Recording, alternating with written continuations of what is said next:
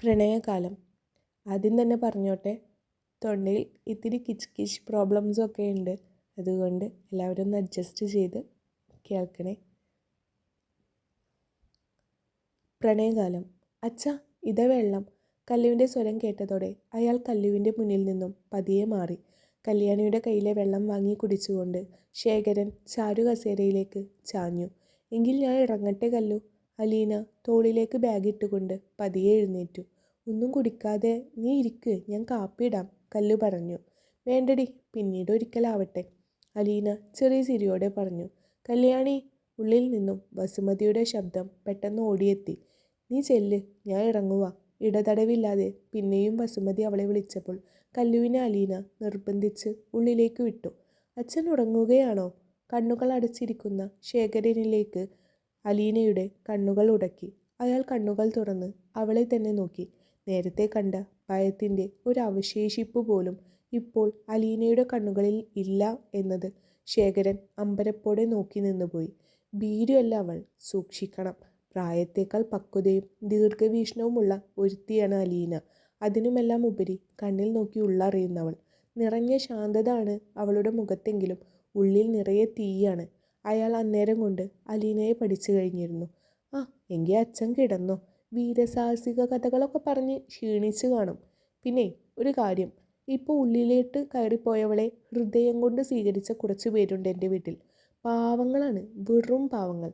നിങ്ങളെപ്പോലെ വലിയ വലിയ കഥകളൊന്നും അവർക്ക് പറയാൻ കാണത്തില്ല. പക്ഷെ സ്നേഹിക്കുന്നവരെ ദ്രോഹിച്ചെന്നറിഞ്ഞാൽ പിന്നെ ദ്രോഹിച്ചവനെ പുറം ലോകം കാണിക്കത്തില്ല അവിടെയുള്ളവർ. അതിനധികം ആരും വേണ്ട.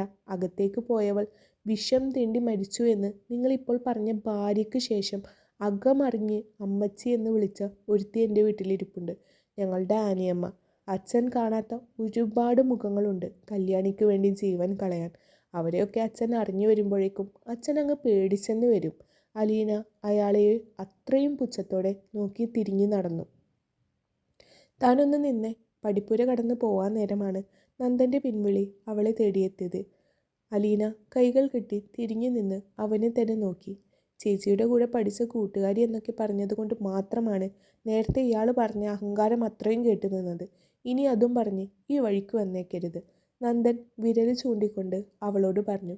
ആഹാ, മോൻ്റെ വായക്കകത്ത് നാവുണ്ടല്ലേ? അല്ലു അതിശയം ഭാവിച്ച് നന്ദനെ നോക്കി. നിങ്ങളെന്താ എന്നെ കളിയാക്കുകയാണോ? നന്ദൻ പൊട്ടിത്തെറിച്ചു. അല്ല, നീ ചേച്ചി എന്ന് വിളിക്കുന്ന ഒരുത്തിയെ ഇവിടെ ഇട്ട് കൊല്ലാകൊല ചെയ്യുമ്പോൾ നീ ഒന്നും മിണ്ടുന്ന പോലും ഇല്ലല്ലോ. ശരിക്കും നിന്റെ തന്തയേക്കാളും വലിയ വില്ലൻ നീയാണ്. അവരെതിരെ നിന്ന് അവളെ ഉപയോഗിക്കുമ്പോൾ നീ കൂടെ ഇരുന്ന് അവളുടെ രക്തം ഊറ്റിയെടുത്ത് വീർക്കുന്നു അട്ടയെ പോലെ, അലീന പല്ലി ഞെരിച്ചുകൊണ്ട് അവനോട് പറഞ്ഞു. ഡി. അവൻ അല്ലുവിന് നേരെ കൈയോങ്ങി. പൊടുന്നനെ അല്ലു ആ കൈയിൽ പിടുത്തമിട്ടു. അവൻ്റെ കൈ ഞെരിഞ്ഞമർന്നു. നന്ദൻ്റെ കൈ അവൾ കുടഞ്ഞെറിഞ്ഞു. 6-ാം വയസ്സ് മുതൽ കളരി പഠിച്ചു തുടങ്ങിയതാണ്. അതുകൊണ്ട് പെണ്ണാണ്, അടിച്ചാൽ തിരിച്ചടിക്കില്ല എന്ന ധൈര്യത്തിൽ ഇങ്ങോട്ട് വരണ്ട. അല്ലു രൂക്ഷമായി അവനെ ഒന്ന് നോക്കി. നീ ആ നട്ടലിൻ്റെ സ്ഥാനത്തുള്ള വാഴപ്പിണ്ടി മാറ്റിയിട്ട് വാ ആദ്യം. അലീന ഒന്നുകൂടെ അവനെ തറപ്പിച്ച് നോക്കിക്കൊണ്ട് മുന്നോട്ട് നടന്നു. വാച്ചിലേക്കും നോക്കി. പിറ്റേന്ന് ബസ് സ്റ്റോപ്പിലേക്ക് ഓടുന്ന തിരക്കിലായിരുന്നു കല്ലു. പെട്ടെന്നാണ് മുന്നിൽ ഒരു ബുള്ളറ്റ് വന്ന് നിന്നത്. അതിൽ നിന്ന് ഇറങ്ങിയ ആളെ കാണെ കല്ലുവിൻ്റെ ഉമിനീർ വിലങ്ങിപ്പോയി. മുന്നിൽ നിൽക്കുന്ന ആനന്ദ് അവളെ ചുഴിഞ്ഞൊന്ന് നോക്കി. കല്ലു ഇട്ടിരിക്കുന്ന ചുരിദാറിൻ്റെ ഷാളിൽ വിരൽ ചുറ്റി നിന്നതേ ഉള്ളൂ. പലിശ തെറ്റിയിട്ട് ഇന്നത്തേക്ക് ഒരാഴ്ചയായി എന്നോർക്കെ കല്ലുവിൻ്റെ ഹൃദയമിടിപ്പ് ഉയർന്നുപോയി. നിന്നെ ആ വഴിക്ക് കണ്ടിട്ട് കുറച്ചായല്ലോ. ശേഖരൻ്റെ മോളെ. അയാൾ വല്ലാത്തൊരു ഭാവത്തോടെ അടുത്തേക്ക് വന്നു. കല്ലു മിഴികൾ മാത്രം ഉയർത്തി ആനന്ദിനെ ഒന്ന് നോക്കി. അവളുടെ മുഖത്തെ ഭയം ആവോളം ആസ്വദിച്ചുകൊണ്ട് തന്നെ അയാൾ ഒന്നുകൂടെ അവളുടെ അടുത്തേക്ക് വന്ന് നിന്നു. എനിക്ക് ആരെങ്കിലുമൊക്കെ പലിശപ്പണം തന്നാലല്ലേ വേറെ ഒരാൾക്ക് പലിശക്ക് കൊടുക്കാൻ പറ്റുകയുള്ളൂ. വലിയ ലാഭമൊന്നുമില്ല മോളെ, ഈ കൊടുക്കലും വാങ്ങലും തന്നെ. അതിൻ്റെ ഇടയ്ക്ക് എന്നെ ഇങ്ങനെ ഇട്ട് നടത്തിച്ചാൽ ദൈവകോപം ഉണ്ടാവില്ലേ? എനിക്കല്ല കേട്ടോ, നിനക്ക്. ആനന്ദിൻ്റെ ഓരോ വാക്കുകളിലും ഒരു മുന ഉള്ള പോലെ തോന്നി കല്ലുവിന്. ഞാൻ പെട്ടെന്ന് തന്നു തീർക്കാം, അവൾ പതിഞ്ഞ ശബ്ദത്തിൽ പറഞ്ഞു. എന്ന് നിനക്ക് ഇതിനു മുന്നേയും ഒരുപാട് അവധികൾ ഞാൻ തന്നിട്ടുണ്ട്. ആനന്ദിൻ്റെ മുഖത്ത് ചിരി പൊടുന്നനെ മാറി.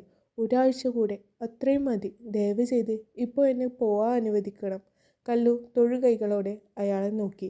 ഈ മുന്നാര മോളെ, നിന്റെ ഈ മുതലക്കണ്ണീരൊക്കെ വീട്ടിൽ കൊണ്ടുപോയി ഇറക്കിയേക്കണം. ഇതൊന്നും എൻ്റെ അടുത്ത് വിൽക്കാൻ വരരുത്. അയാൾ അവളുടെ കവിളിൽ കുത്തിപ്പിടിച്ചു. കല്ലു അയാളുടെ കൈകൾ വിടുവിക്കാൻ ആവോളം നോക്കി. നിന്റെ തന്ത ശേഖരൻ എന്നെ കാണാതെ ഓടി നടക്കുക. എനിക്ക് ആണുങ്ങളോട് മുട്ടിയ ശീലം. അയാളെ കൊടുന്നിട്ടതാ എൻ്റെ മുന്നിൽ. അയാളെ കൊണ്ട് എങ്ങനെ പണം ഉണ്ടാക്കണമെന്ന് എനിക്കറിയാം. അങ്ങേരുടെ ഒരു കിഡ്നി വിറ്റാലും അത്യാവശ്യം പണം കിട്ടും. അവനിൽ വല്ലാത്തൊരു രൗദ്രഭാവം. ഈ ഒരു തവണത്തേക്ക് മാത്രം എനിക്കൊരു ഇളവ് തരണം. ഇനി തെറ്റിക്കില്ല. നിവർത്തിയില്ലാഞ്ഞിട്ട. വേണമെന്ന് കരുതിയിട്ടല്ല. കല്ലു ഉറക്കെ കരഞ്ഞുപോയി. ആനന്ദ് രണ്ടടി മാറി നിന്ന് അവളെ തന്നെ നോക്കി. ശനിയാഴ്ച അന്നൊരു ദിവസം അങ്ങോട്ടോ ഇങ്ങോട്ടോ വൈകിയാൽ നീ മറന്നേക്കണം നിന്റെ കുടുംബത്തെ. ഒരെണ്ണത്തിനെയും ഞാൻ ബാക്കി വയ്ക്കില്ല. ആനന്ദ് അവളെ തറപ്പിച്ച് നോക്കി. ഞാൻ തന്നു തീർത്തോളാം. ദയവ് ചെയ്ത് നിങ്ങളിപ്പോൾ പോ എന്നും പറഞ്ഞ് കല്ലു കരഞ്ഞുകൊണ്ട് നിലത്തേക്ക് ഊർന്നിരുന്നു. തന്നാ നിനക്ക് കൊള്ളാം, ഇല്ലെങ്കിൽ ബാക്കി ഞാൻ പറയണ്ടല്ലോ. ആനന്ദ് അവളുടെ മുടിയിൽ കുത്തിപ്പിടിച്ച് എഴുന്നേൽപ്പിച്ചുകൊണ്ട് പറഞ്ഞു. ആനന്ദിൻ്റെ വണ്ടി കണ്ണിൽ നിന്നും മറഞ്ഞിട്ടും ഏറെ നേരം കല്ലു ആ നൃത്തം നിന്നുപോയി. കല്ലു ദൂരെ നിന്ന് വരുന്നത് കാണെ അമീർ ഒന്ന് നെടുവേർപ്പെട്ടു. എന്നും കാണുന്ന സമയത്ത് കണ്ടില്ലെങ്കിൽ വല്ലാത്തൊരു ഭയമാണ് അമീറിന്. രാത്രി ഇരുട്ടി തുടങ്ങിയാൽ കല്യാണി അവിടെ സുരക്ഷിതയായിരിക്കുമോ എന്ന ചിന്ത മാത്രമാണ് അമീറിനുള്ളിൽ. ഇത്രമേൽ അവളിൽ അടിമപ്പെട്ടു പോയി എന്നോർക്കെ ഇടയ്ക്ക് ചിരി വന്നു പോവും. ചിലപ്പോഴൊക്കെ സങ്കടവും, ആൾ എന്നെ തിരിച്ചറിയുന്നില്ലല്ലോ എന്നോർക്കെ. അടുത്തേക്ക് വരുംതോറും അവളുടെ മുഖത്ത് വല്ലാത്തൊരു വേദന നിഴലിച്ചിരിക്കുന്നത് പോലെ അമീറിന് തോന്നി. അരികിൽ വന്ന് നിന്നുകൊണ്ട് അവൾ അമീറിനെ നോക്കി. അമീർ തിരിച്ചു. 1.5 മണിക്കൂർ ലേറ്റാണ്. ഇന്ന് ഞാൻ ജോലി ചെയ്യുന്നതിന് എനിക്ക് ശമ്പളം വേണ്ട എന്ന് ആ കണക്ക് പറഞ്ഞ് സാർ വരാതിരുന്നാൽ മതി. അതും കൂടി താങ്ങാൻ ഇന്നെനിക്ക് ശേഷിയില്ല. ആ മുഖത്ത് പുഞ്ചിരിയാണെങ്കിലും അവളുടെ കണ്ണുകളിൽ വല്ലാത്തൊരു വേദന നിഴലിക്കുന്നത് പോലെ അമീറിന് തോന്നി. തന്നെ മറികടന്ന് പോവാൻ ഒരുങ്ങിയവളുടെ വലത്തെ കൈയിൽ അവൻ്റെ പിടുത്തം വീണു. അവൾ തിരിഞ്ഞ് അമീറിനെ ഒന്ന് നോക്കി. എന്തുപറ്റി? അമീർ അവളുടെ കണ്ണുകളിൽ തന്നെ നോക്കിക്കൊണ്ട് ചോദിച്ചു. ആ ചുണ്ടുകൾ വിറകൊള്ളുന്നതും കണ്ണുകൾ കലങ്ങുന്നതും അമീർ ഒട്ടൊരു വേദനയോടെ നോക്കി നിന്നു. എനിക്കൊന്ന് കരയണം, അലറി അലറി കരയണം, ഒരു മനുഷ്യൻ പോലും കേൾക്കാതെ. എൻ്റെ ഭാര്യ അത്രയും പൊട്ടിക്കരഞ്ഞുകൊണ്ട് ഒന്ന് ഇറക്കി വെക്കണം. ഡോക്ടർക്ക് ഒരു സ്ഥലം കാണിച്ചു തരാൻ പറ്റുമോ? അതിന് എനിക്കൊന്ന് കരയാൻ. കല്ലു തികഞ്ഞ നിരാശയോടെ ചോദിച്ചു. അമീറിന് അന്നേരം അവളെ ഇറുക്കി ഒന്ന് പുണരാൻ തോന്നി. തൻ്റെ ഇടനെഞ്ച് കാണിച്ചു കൊടുക്കാൻ തോന്നി. അവൾക്ക് ആവോളം കരഞ്ഞു തീർക്കാൻ. ഞാനില്ലേ കൂടെ എന്ന് പറയാൻ തോന്നി. പക്ഷെ അവൻ നിശബ്ദനായി. എന്തിനാ ഇങ്ങനെ വിഷമിക്കുന്നേ? എന്നോട് പറയാമോ? അമീർ വിറയാർന്ന കൈകൾ കൊണ്ട് അവളുടെ മുഖം ഉയർത്തി അവളുടെ മിഴികളിലേക്ക് ഉറ്റുനോക്കി. എൻ്റെ കണ്ണുകളിലേക്ക് നോക്കിയിട്ടും നിനക്ക് മനസ്സിലാവുന്നില്ല കല്ലു, എനിക്ക് നീ ആരാണെന്ന്. അവൻ നിശബ്ദമായി അവളോട് ചോദിച്ചുകൊണ്ടിരുന്നു. ഒന്നുമില്ല, അത്രയും പറഞ്ഞ് കണ്ണും ചിമ്മി ഒന്ന് ചിരിച്ചുകൊണ്ട് തിരിഞ്ഞു നടക്കുന്നവളെ അവൻ നോക്കി നിന്നുപോയി. അകത്തേക്ക് കയറിയപ്പോൾ ബിയുമ്മ മുഖവും വീർപ്പിച്ചിരിപ്പുണ്ട്. നേരം വൈകിയതിനാണ്. കണ്ണ് രണ്ടും ഉമ്മ കാണാത്ത വിധം അമർത്തി തുടച്ചുകൊണ്ട് അവൾ ഉമ്മമാക്ക് നേരെ ഒന്ന് ചിരിച്ചു കാണിച്ചു. ഇജ് എവിടെയായിരുന്നു ബലാലെ എത്ര നേരം? ബിയുമ്മ വായിൽ അവശേഷിക്കുന്ന 4 പല്ലും കൂട്ടിക്കടിച്ചുകൊണ്ട് പറയവേ കല്ലുവിന് ചിരി വന്നു പോയി. ഞാൻ 10 മിനിറ്റ് ലേറ്റ് ആയാലും എന്താ? ഇങ്ങക്ക് ഇവിടെ പരിചാരകരിഷ്ടം പോലെ ഇല്ലേ? അവൾ ബിയുമ്മയെ നോക്കി ചിരിച്ചുകൊണ്ട് പറഞ്ഞു. അന്നെ പിന്നെ ഇവിടെ ശമ്പളം തന്ന് നിർത്തിയത് എന്തിനാ? ബിയുമ്മ പിന്നെയും പല്ല് കടിച്ചു. ദേ, ആ 2, 3, 5 പല്ലുള്ളത് കടിച്ചു പൊട്ടിച്ച ഇനി കോഴിക്കാല് വലിച്ചു പറിക്കാൻ സെറ്റ് പല്ല് വെക്കേണ്ടി വരും കേട്ടല്ലോ. കല്ലു ബിയുമ്മയെ കളിയാക്കിക്കൊണ്ട് പറഞ്ഞു. ബിയുമ്മ പല്ലുകടി നിർത്തി അവളെ തറപ്പിച്ചൊന്ന് നോക്കി. അമ്പടി, കോഴിക്കാല് എന്ന് പറഞ്ഞപ്പോൾ പല്ലുകടി നിർത്തിയത് കണ്ടില്ലേ? അപ്പോൾ പേടിയുണ്ട്. കല്ലു ചിരിയോടെ അവരെ നോക്കി. എന്താ പെണ്ണെ വൈകിയത്? അന്നെ ആരേലും എന്തേലും പറഞ്ഞോ മോളെ? എന്താ എൻ്റെ മുഖം വാടിയിരിക്കണേ? കല്യാണിയുടെ ചിരിക്ക് പിന്നിലെ വേദന ഞൊടിയിടയിൽ ബിയുമ്മ കണ്ടുപിടിച്ചു കഴിഞ്ഞിരുന്നു. ഓ അതോ, അത് വരുന്ന വഴിക്ക് ഞാൻ നമ്മളുടെ പലിശക്കാരൻ സേട്ടനെ ഒന്ന് കണ്ടായിരുന്നു. കണ്ടെന്ന് പറഞ്ഞാൽ ഒരു 1.5 കാണൽ. അവൾ കവിളിൽ ഒന്ന് തൊട്ടുകൊണ്ട് അങ്ങോട്ടും ഇങ്ങോട്ടും കവിൾ ചലിപ്പിച്ചുകൊണ്ട് പറഞ്ഞു. എന്നിട്ടോ ഓൻ എന്താ പറഞ്ഞേ? ബിയുമ്മയുടെ സ്വരം മാറി. ഓൻ പറയാ ഓൻക്ക് അച്ഛൻ്റെ ഒരു കിഡ്നി വേണമെന്ന്, പിന്നെ ഞങ്ങളെ കൂട്ടിയിട്ട് കത്തിച്ചിട്ട് സാപ്പിടണമെന്ന്. കല്ലു എന്തോ തമാശ പറയുന്ന മട്ടുപോലെ ബിയുമ്മയോട് പറഞ്ഞു. അവരുടെ മുഖം മാറി. ബിയുമ്മയുടെയിലുണ്ടോ ഒരു കിഡ്നി ഒന്ന് തരാൻ? എന്നാ കടമൊക്കെ അങ്ങ് വീട്ടാമായിരുന്നു.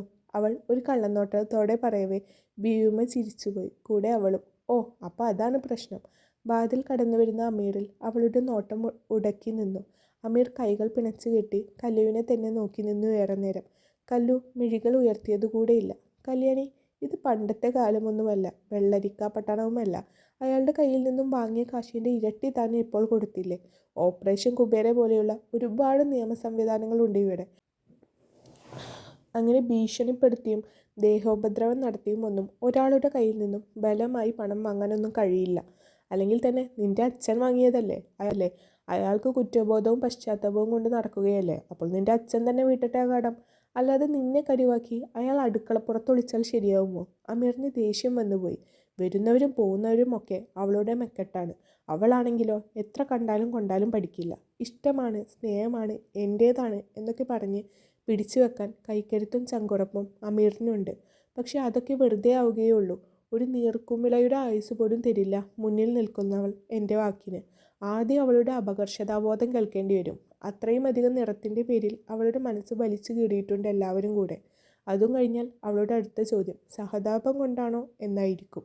ആ കടമ്പയും അതിജീവിച്ച് ഞാൻ ഇറങ്ങി വന്നാൽ എൻ്റെ സഹോദരങ്ങൾ എന്ത് ചെയ്യുമെന്നായിരിക്കും. എല്ലാം പരിഹരിച്ചു കഴിഞ്ഞാൽ അവൾ ഒട്ടും നികത്താൻ കഴിയാത്ത മതം എന്ന വില്ലനെ മുന്നിലിട്ട് തരും.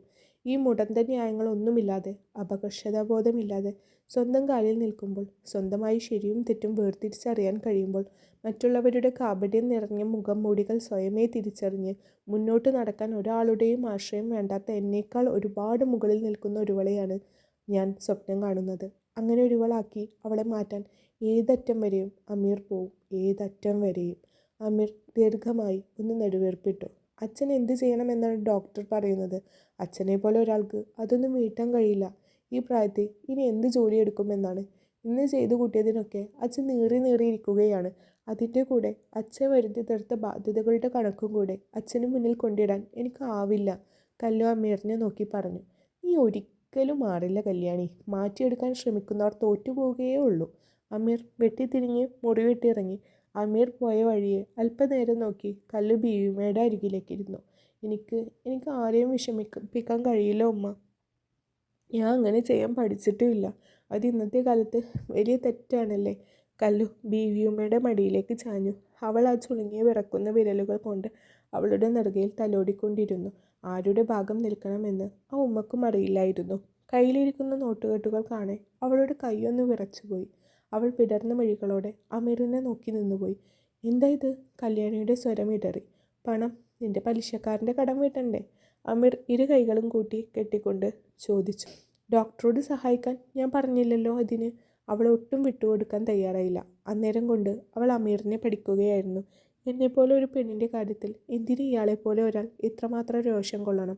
ഒരിക്കൽ പോലും സഹായം ചോദിച്ചിട്ട് ഇല്ലെങ്കിലും പലപ്പോഴും അയാൾ തന്നെ മുന്നിട്ട് വിടുന്നു തന്നെ സഹായിക്കാൻ. എന്താണ് അയാളുടെ ഉദ്ദേശം? സഹായിക്കാൻ അടുത്തുകൂടിയവർ പലരും ഒരു ഘട്ടം കഴിയുമ്പോൾ ശരീരത്തിന് വിലയിട്ടിരുന്നു. ശരീരത്തിലേക്ക് തുളച്ചു കയറുന്ന നോട്ടങ്ങളെയും വാക്കുകളെയും നേരിടാൻ ഇന്നേ വരെ കല്യാണി മടിച്ചു നിന്നിട്ടില്ല. അവരിൽ ഒരാളാകുമോ മുന്നിൽ നിൽക്കുന്നവനും? അവളുടെ ചിന്തകളിൽ വിഷമുന നിറഞ്ഞു നിന്നു. അവളുടെ ആ നോട്ടം അവൻ്റെ ആത്മാവോളം എത്തി നിന്നു. അവൻ്റെ കണ്ണും ഹൃദയവും ഒരുപോലെ കനപ്പെട്ടു. അങ്ങനെ ഒരുവനായിട്ടാണോ കല്ലുവേ നീ എന്നെ കാണുന്നത്? അമീർ അത്രയും പതുങ്ങിയ സ്വരത്തിൽ ചോദിച്ചുകൊണ്ട് വേദനയോടെ അവളെ നോക്കി. കല്ലു ഒരു വേള ഞെട്ടിപ്പോയി. ഒരക്ഷരം പോലും പറയാഞ്ഞിട്ടും അയാൾ എൻ്റെ ഹൃദയം വായിച്ചിരിക്കുന്നു. കണ്ണുകളിൽ നോക്കിക്കൊണ്ട് എത്രയോ വട്ടം അയാൾ ഇതുപോലെ എന്നെ വായിച്ചെടുത്തിരിക്കുന്നു. എന്നിലുള്ള എന്താണ് അയാൾക്ക് എൻ്റെ ചിന്തകളെ പോലെ ഒറ്റിക്കൊടുക്കുന്നത്? അമീറിൻ്റെ മുഖത്ത് നിറഞ്ഞ സങ്കടം അവളെ വല്ലാതെ പിടിച്ചുലച്ചു. ഞാൻ അങ്ങനെ ചിന്തിക്കാൻ കൂടെ പാടില്ലായിരുന്നു. കല്ലുവിന് കുറ്റബോധം തോന്നി. നോക്ക്, കയ്യിലിരിക്കുന്ന പണം കടം തന്നതോ വെറുതെ തന്നതോ ഒന്നുമല്ല.